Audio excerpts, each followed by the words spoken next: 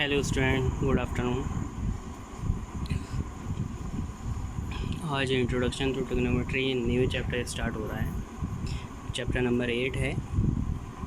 बीच में चैप्टर मैंने स्किप किया है, लेकिन वो हम लोग करेंगे बाद में। पहले ट्रिग्नोमेट्री बताते हैं। ट्रिग्नोमेट्री अच्छा इन दो चैप्टर हैं एक्चुअली ट्रिग्नोमेट्री के, और दोनों ही मार्क्स गेनिंग चैप्टर हैं।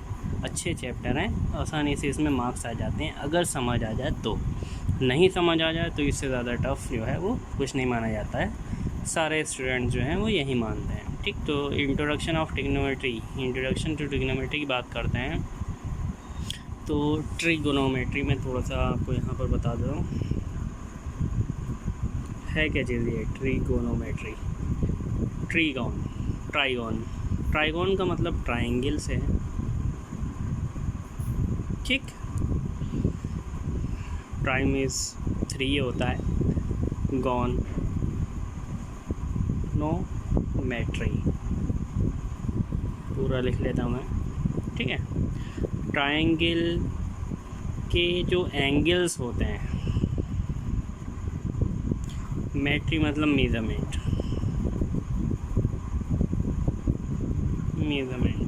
ठीक है, तो एक्चुअली जो ट्राइंगल है वो भी हम यहाँ पर राइट एंगल ट्राइंगल यूज़ करेंगे। राइट एंगल ट्राइंगल के जो एंगल्स होते हैं उनमें और जो उसके साइड्स होती हैं उनमें क्या रिलेशन है और उनका जो मेज़रमेंट होता है वो सारा का सारा जो है वो ट्रिग्नोमेट्री में पढ़ा जाता है। ठीक है, और इसके क्या क्या यूज़ हैं, इसके यूज़ जो हैं वो काफ़ी अच्छे हैं।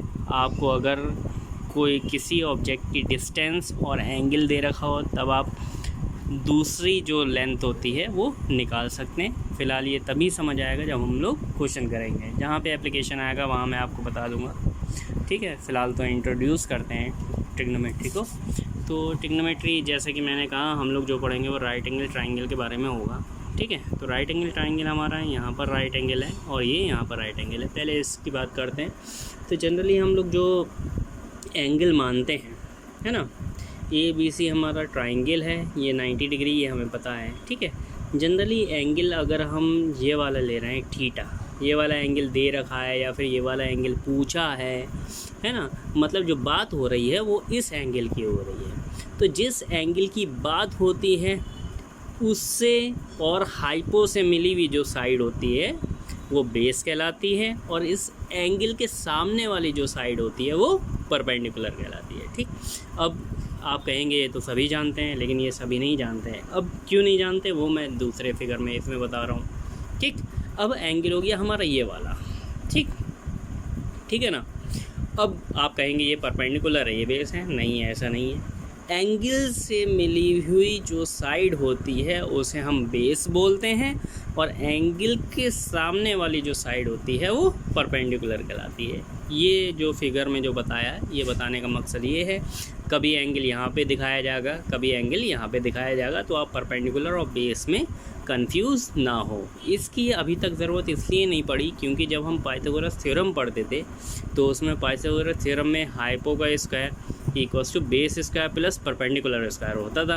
अब बेस के स्क्वायर में परपेंडिकुलर का स्क्वायर ऐड करें या फिर परपेंडिकुलर के स्क्वायर में बेस का स्क्वायर ऐड करें, तो जो सम आता था वो सेम आता था, उसमें कोई भी फ़र्क नहीं पड़ता था। लेकिन ट्रिग्नोमेट्री में अगर ये दोनों चेंज हो गए तब फ़र्क पड़ेगा। कैसे फ़र्क पड़ेगा वो हम आगे बताएंगे। ठीक, अब बात करते हैं ट्रिग्नोमेट्रिक रेशियोज़ का। ट्रिग्नोमेट्री का जो इंट्रोडक्शन है वो किस बेस पे है, किन किन चीज़ों को हमने बेसिक ले रखा है।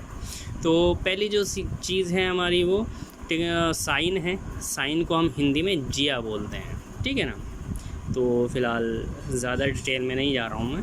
तो साइन को हम सिंपली साइन लिख देते हैं, ई गायब कर देते हैं। एक होता है हमारा कोसाइन, हिंदी में बोला जाता है कोजिया, इसे हम कॉज लिखते हैं। टेंजेंट होता है, टेंजेंट आप लोगों ने पढ़ चुके हैं, ये है इसका जो ये होता है ये टेंजेंट कहलाता है। टेंजेंट को हम टेन लिखते हैं सिर्फ शॉर्ट में, को टेंजेंट को कॉट लिखते हैं, सेकंड को सेक लिखते हैं और को सेकंड को कोसेक लिखते हैं। ठीक, अब इनका यूज़ क्या है साइन कॉस टेन का, तो मैं आपको बता दूं, ये फॉर्मूले हैं इनके। साइन थीटा इक्वल्स टू होता है perpendicular upon hypotenuse, cos theta होता है base upon hypotenuse, tan theta equals to होता है perpendicular upon base, cot theta होता है base upon perpendicular, sec theta होता है हाइपोटेन्यूज अपॉन बेस और कोसेक थीटा होता है हाइपोटेन्यूज अपॉन परपेंडिकुलर। ये इन सब के फॉर्मूले हैं। अगर हम इनको समराइज़ करें, छोटा करके लिखें, तब हम इस टाइप का चार्ट बना लेते हैं। इस चार्ट को भी याद करने का बहुत आसान तरीका बताया गया। पंडित बद्री प्रसाद हर हर बोले, ये हर स्कूल में आपको सुनने को मिल जाएगा। पंडित बद्री प्रसाद हर हर बोले। ठीक, अब इससे क्या क्या फ़ायदा मिला हमें, तो हम यहाँ पे लिखेंगे sine cos 10 cot sec cosec. ठीक है ना, इधर से स्टार्ट करेंगे साइन कॉस 10, 10 के नीचे कॉट सेक कॉसेक। ठीक, अब अगर हमें साइन थीटा का फॉर्मूला चाहिए तो साइन थीटा का फॉर्मूला हो जाएगा ये वाला, परपेंडिकुलर अपॉन हाइपोटेन्यूज। कॉस का फॉर्मूला हो जाएगा बेस अपॉन हाइपोटेन्यूज, 10 का हो जाएगा परपेंडिकुलर अपॉन बेस, कॉट का इधर से इधर देखेंगे बेस अपॉन परपेंडिकुलर, सेक का हाइपो अपॉन बेस और कोसेक का हाइपो अपॉन परपेंडिकुलर। ये इसे याद करने का तरीका है ताकि आसानी से याद हो जाए। ठीक, अब इस चार्ट से या फिर बोलें इन चीज़ों से हमें ये भी पता चला कि साइन थीटा की अगर आपको वैल्यू पता हो और कॉसेक की निकालना हो तब उसका रेसिप्रोकल कर दीजिए, कॉसेक आ जाएगा। 10 की पता हो कॉट की निकालना हो या फिर कॉट की पता हो 10 की निकालना हो तब ये एक दूसरे के रेसिप्रोकल होते हैं। सेक और कॉस भी एक दूसरे के रेसिप्रोकल होते हैं। ये बात थी आपकी फार्मूलाज़ की, जो फार्मूलाज़ आपको पढ़ने हैं। इसके बाद हम चलते हैं एक्सरसाइज पे। एक्सरसाइज पे जो क्वेश्चन आएंगे वो किस टाइप के आएंगे वो मैं आपको बता रहा हूँ। एक्सरसाइज 8.1 है, इसमें लिखा हुआ है in triangle ABC right triangle at B।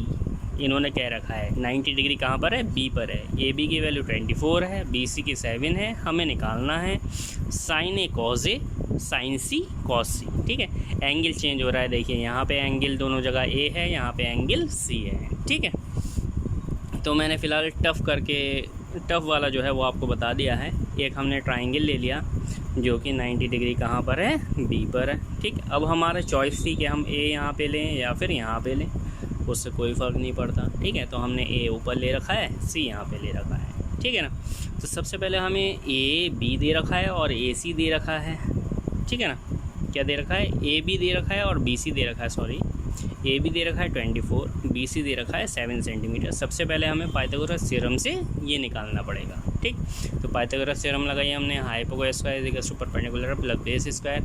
अब यहाँ पे कोई कन्फ्यूजन ही नहीं है, कोई सा भी बेस कोई सा भी परपेंडिकुलर कर दो, प्लस करने में कोई भी प्रॉब्लम नहीं होगी। 24 स्क्वायर प्लस 7 स्क्वायर, 24 का स्क्वायर 576, 7 का स्क्वायर 49, इन दोनों का ऐड करा 625 आएगी। जिनके जो फैक्टर होते हैं वो इतने होते हैं 5 × 5 × 5 × 5। ठीक, अब इसका अगर हम रूट निकालेंगे तो 25 सेंटीमीटर, ये हमारी हाइपोटेन्यूज आ गई 25 सेंटीमीटर। ठीक, अब यहाँ पे कहानी स्टार्ट होती है। हमने पहला पार्ट कर रखा है साइन ए की बात करते हैं। साइन ए का फॉर्मूला परपेंडिकुलर अपॉन हाइपोटेन्यूज है। अब यहाँ पे कहानी जो है वो आ गई। अब आपको एंगल कौन सा लेना है, ये वाला ए एंगल लेना है। ठीक है ना, जब ए आप एंगल लेंगे तो ये हमारा हो गया बेस और एंगल के सामने वाला हो गया परपेंडिकुलर। ठीक है, अब यहाँ पे आप फॉर्मूला लगाइए, sine A equals to perpendicular upon hypotenuse था, तो परपेंडिकुलर देखिए कितना है 7 अपॉन हाइपोटेन्यूज 25, ये आंसर हो गया सीधा सीधा। ऐसे ही कॉज ए निकालना है, कॉज ए होता है बेस अपॉन हाइपोटेन्यूज। ठीक है, तो बेस कौन सा है 24 है, हाइपोटेन्यूज कितनी है 25, तो ये आंसर हो जाएगा 24 अपॉन 25। ठीक, नेक्स्ट जो है वो आपको खुद ही करना है। नेक्स्ट में आपसे पूछा गया था साइन C कॉस C, मतलब अब जो एंगल लेंगे वो ये वाला लेंगे, ये वाला हमारा बेस हो जाएगा और ये वाला हमारा हो जाएगा परपेंडिकुलर। ध्यान से कीजिएगा, आसानी से हो जाएगा। उसके बाद सेकंड क्वेश्चन की बात करते हैं। सेकंड क्वेश्चन में हमें फिगर बना रखा है, ये वाला वो गलती से बन गया था, ये दे रखा है हमारा। हमें निकालना है, सबसे पहले तो हमें बेस नहीं पता, ये 5 जो बेस है ये मैंने निकाल के लगाया है। तो बेस निकालने के लिए पाइथागोरस थ्योरम लगाएंगे, ये सारा पाइथागोरस थ्योरम लगा के बेस आ गया हमारा 5 सेंटीमीटर। ठीक, अब आपको निकालना है 10p माइनस कॉट आर। तो सबसे पहले आप 10p निकालिए, कॉट आर निकालिए, दोनों को माइनस कर दीजिए। ठीक है, तो 10p इक्वल्स टू हो गया 10p है, यानी कि ये वाला एंगल हो गया, ये बेस हो गया और ये परपेंडिकुलर हो गया। तो 10p equals to perpendicular upon base होता है, परपेंडिकुलर 5 है, बेस हमारा 12 है, 5/12 आ जाएगा। ऐसे ही 10r आपको निकालना है, तो 10r कॉट r निकालना है, कॉट r निकालने के लिए कॉट r का फॉर्मूला होता है बेस अपन परपेंडिकुलर। तो बेस हमारा कितना है 5 है, परपेंडिकुलर 12 है, 5/12 ये भी आ गया। ठीक, अब आपको इसकी वैल्यू निकालना था तो इसमें से माइनस कर दीजिए, 0 आंसर आपका आ जाएगा, डेट सॉल्व। ठीक, ऐसे ही जो है वो क्वेश्चन नंबर 4 कर रखा है मैंने। क्वेश्चन नंबर 5 वही 3 जो है वो आपको खुद ही करना है। क्वेश्चन नंबर 4 किस लिए किया वो भी देख लीजिए। हमें गिवन है 15 cot A equals to 8, sine A निकालना है और सेक ए निकालना है। ठीक, तो इसका मतलब क्या है, इसे हम सॉल्व करेंगे। 15 cot A है तो cot A की वैल्यू निकाल लेंगे यहाँ से, cot A इजिकल्स टू 8/15। अब हमें पता है cot A का फॉर्मूला होता है बेस अपॉन परपेंडिकुलर। ठीक, तो बेस की वैल्यू 8 हो जाएगी, परपेंडिकुलर की वैल्यू हो जाएगी 15। ठीक है, तो बेस की वैल्यू 8, परपेंडिकुलर की वैल्यू 15। ठीक, अब इसके बाद ये वैल्यू निकालने के लिए हम वही पाइथागोरस थ्योरम लगाएंगे, p² + b² equals to h²। h को उधर भी लिख सकते हैं, उससे कोई फ़र्क नहीं पड़ेगा। तो 15² + 8², यहाँ से वैल्यू h की वैल्यू आ जाएगी हमारी 17। क्योंकि सेंटीमीटर मीटर दे नहीं रखा था इसलिए हमने यहाँ पर यूनिट लिखा है। अब इसके बाद साइन ए निकालना है और सेक ए निकालना है। तो एंगल हमारा यही है, साइन ए या बेस ये हो गया, परपेंडिकुलर ये हो गया। साइन ए इजिकल्स टू होता है परपेंडिकुलर अपॉन हाइपोटेन्यूज, परपेंडिकुलर 15 है, हाइपोटेन्यूज 17 है। सेक ए हमारा हाइपोटेन्यूज अपॉन बेस होता है, हाइपोटेन्यूज 17 है और बेस हमारा 8 है। ये आपका यहाँ पर ख़त्म हो गया। और जो क्वेश्चन नंबर 3 है उसमें आपको कोई चीज़ निकालने की ज़रूरत नहीं पड़ेगी, ये वाली जो वैल्यू है ये पहले से ही नीचे दे रखी है, उसमें कोई फ़र्क नहीं पड़ेगा। ठीक है, सेम ऐसे ही क्वेश्चन होना है, दैट्स ऑल। इतना कीजिए, बाकी आगे बढ़ते हैं।